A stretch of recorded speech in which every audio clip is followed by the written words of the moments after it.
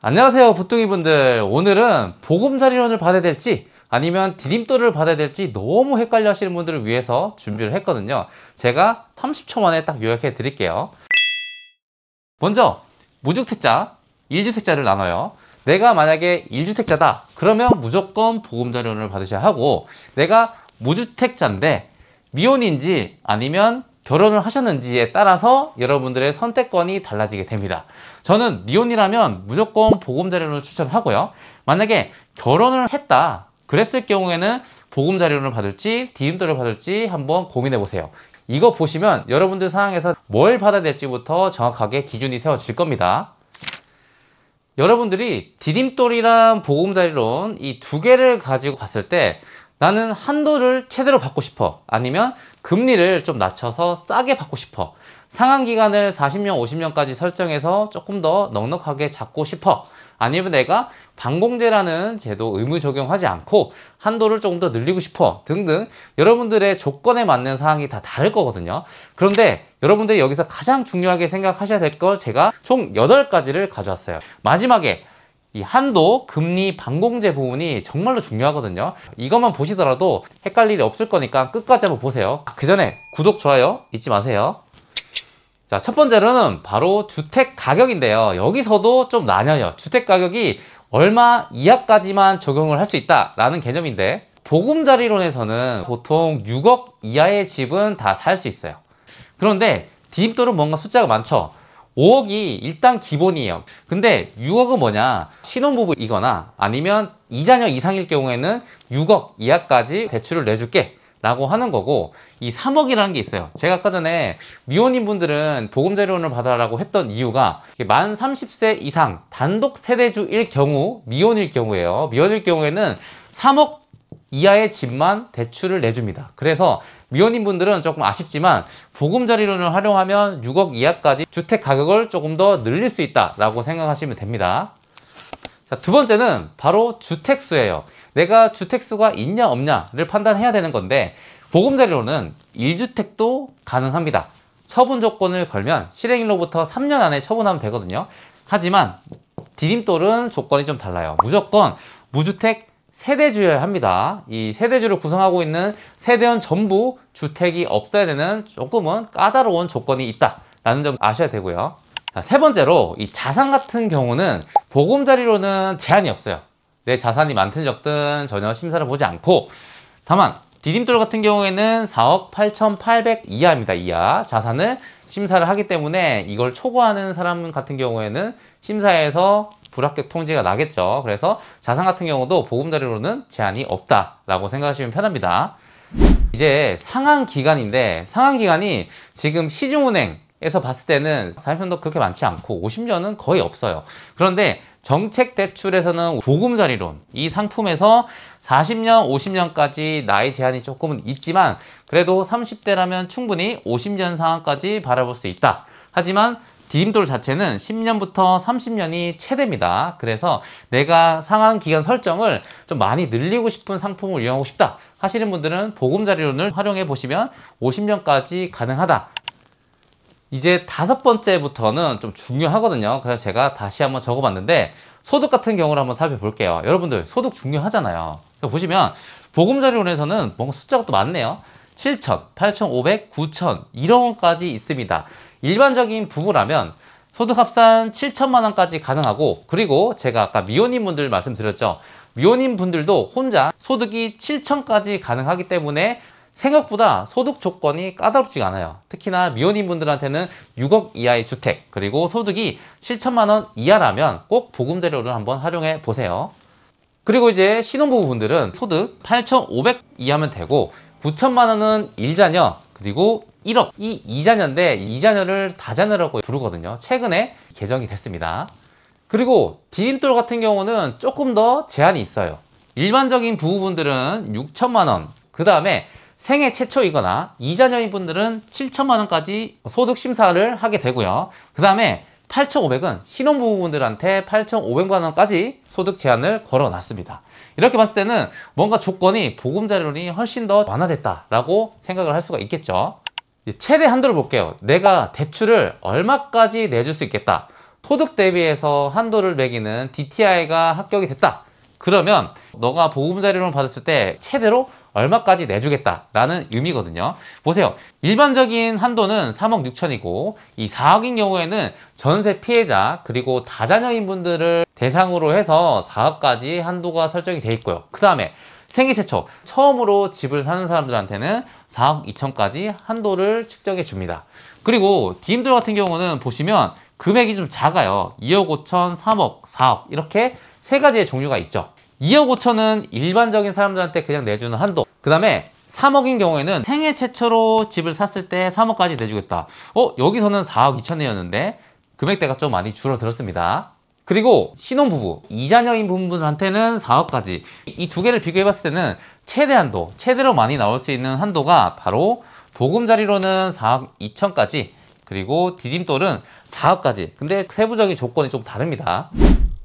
7번째로 여러분들이 정말 궁금해하는 금리를 최대한 낮을 때 받으려고 시중은행을 볼지 정책 상품을 볼지 그리고 정책 상품 중에서도 지금 보금자리론을 볼지 디딤돌을 볼지 고민을 많이 하고 있는데 지금 현 상황에서는 보세요. 지금 이제 6월이에요.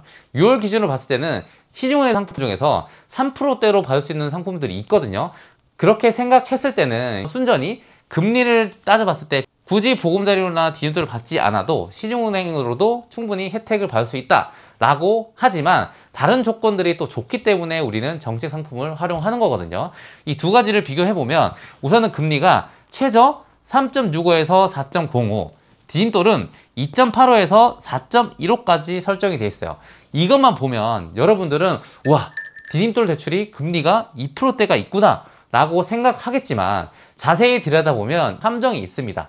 우리가 옷가게 갔을 때 최대 80%까지 세일한다. 모든 항목이 80%가 아니잖아요. 정작 가보면 우리한테 필요한 항목들은 거의 세일을 안 해요. 그런 것처럼 디딤돌 대출도 금리를 파고 보면 생각보다 높게 측정이 된다 알 수 있거든요. 보금자리론 금리표를 한번 띄워드릴게요. 자, 보금자리론 금리표를 보면 상품별 만기가 10년인지 50년인지 그러니까 연수가 늘어날수록 상환기간이 50년으로 갈수록 전체적인 금리가 높아지죠. 우리는 보통 전자로 하거든요. 아낌이 보금자리론이라고 해서 일반적인 사람들은 40년에 아낌이 보금자리로 해서 3.9%를 좀 많이 받아요. 이랬을 경우에 3.9%가 지금 시중은행이랑 비교해봐도 그렇게 낮은 금리가 절대 아니라는 걸 좀 알 수 있고요. 그 다음에 디딤돌 금리표를 띄워드릴게요. 여기서 보시면 디딤돌에서는 연소득으로 많이 측정을 해요. 일단은 대출 기간을 보통 30년으로 많이 하시니까 오른쪽 부분을 보시면 되고 그 다음에 부부 합산 연소득이 7천만 원이 넘는다. 그러면 30년까지 받으면 4%가 넘어가는 거예요. 근데 여기서 중요한 점은 지방인 경우에는 이 금리에서 0.2%를 빼고 시작하시면 됩니다. 하지만 그렇게 하더라도 생각보다 우측 하단부로 갈수록 금리가 많이 높아지죠. 이것도 소득에 따라서 여러분들한테 해당되는 금리가 완전 다르니까 여러분들이 지금 부부 합산 연소득이 얼마인지 대출 상환 기간을 몇 년으로 설정한 건지에 따라서 금리가 달라진다 라고 확인하시면 됩니다. 그리고 이 금리에서 우리가 우대금리라는 걸 적용하게 되는데 이것도 조금 기준이 달라요. 보금자리로는 최대 1%까지 금리 인하를 할 수 있고 디딤돌 같은 경우는 기본적으로는 상한선이 0.5%까지 밖에 해당이 안 돼요. 다자녀 가구에서는 0.7%까지 되지만 일반적으로 우리는 0.5%까지 밖에 금리 인하를 못한다. 금리가 내가 생각했던 것보다 많이 낮지는 않네 라는 생각을 또 할 수 있을 거예요.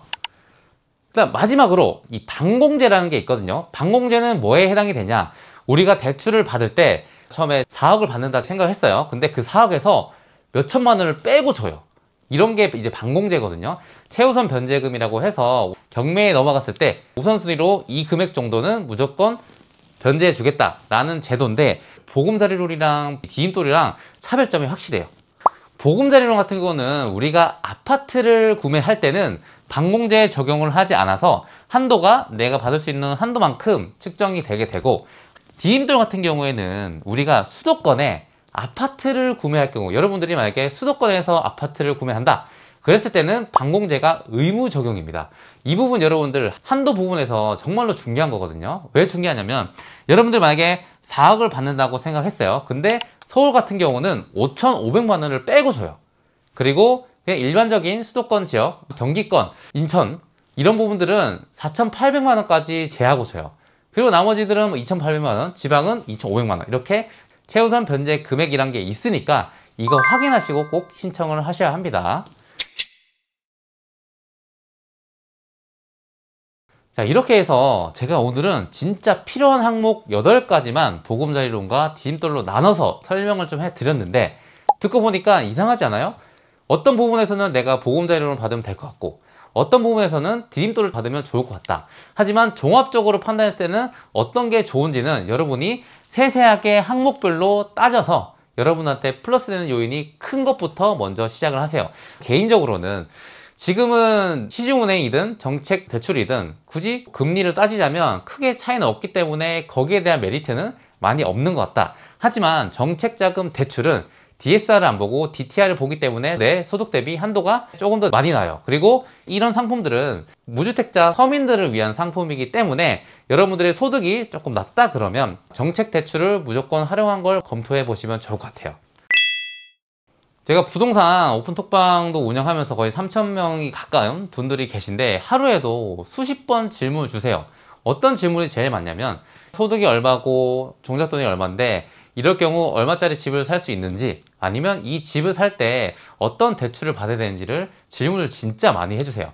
그래서 제가 너무 답답해서 얼마 전에 원데이 특강을 열었었거든요. 근데 많은 분들이 호응을 또 잘해주시고 질문도 많이 해주셔서 제가 장장 5시간 넘게 특강을 연달아서 했었어요. 그래서 제가 못 보신 분들을 위해서 고정 댓글에 링크 남겼으니까요. 이러한 부분들을 정확하게 해소하고 싶고 이것보다 좀 더 디테일한 점들을 알고 싶다 하시는 분들은 한번 클릭해서 살펴보시면 도움 정말 많이 될 겁니다. 자, 오늘은 정책대출 중에서 보금자리론, 디딤돌 이 두 가지가 가장 핫하죠. 이 두 가지를 비교하는 컨텐츠를 찍어봤는데 뭐 신생아 특례 대출, 다른 대출도 많아요. 많지만 우선적으로 많은 분들이 궁금해하는 점들을 영상으로 다뤘습니다. 자, 다음에는 또 다른 궁금한 점들을 댓글에 남겨주시면 참고해서 컨텐츠로 만들어 드리도록 하겠습니다. 아직까지 좋아요, 구독 안 누르신 분들은 꼭 눌러주시고요. 다음 시간에 뵙도록 하겠습니다. 안녕.